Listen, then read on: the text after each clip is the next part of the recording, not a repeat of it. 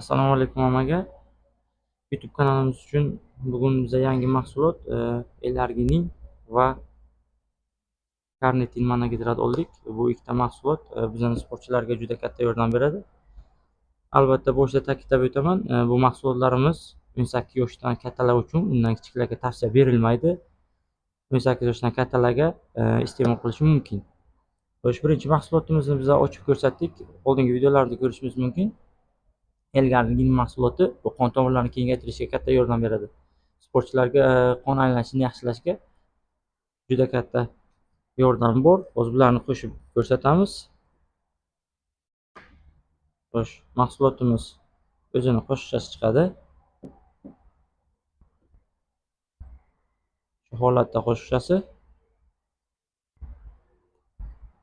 va bitta to'ldiramiz, solamiz.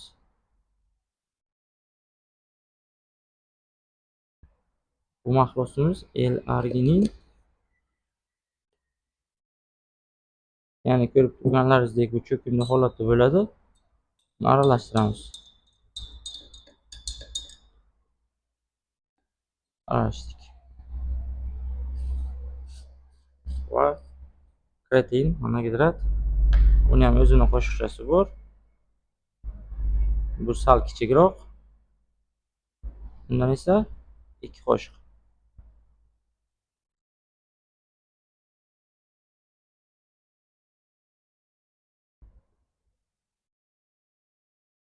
Ko'rib turganingizdek, kreatin bu suvga qo'shilmaydi, ya'ni cho'kinli bo'lib qoladi pastiga. Yaxshi kreatin xuddi shu holatda bo'ladi. Qo'shganimiz bilan suvga qo'shilmaydi, alohida cho'kinli holatda turadi.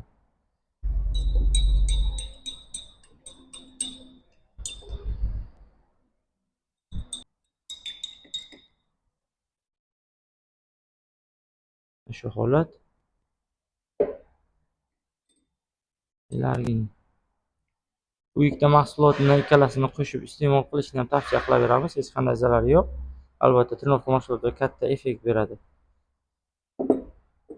Bunaqa videolarni doim kuzatib boring. Bizning kanalimizga podpisatsiya tugmasini bosib, obuna bo'lishni unutmang.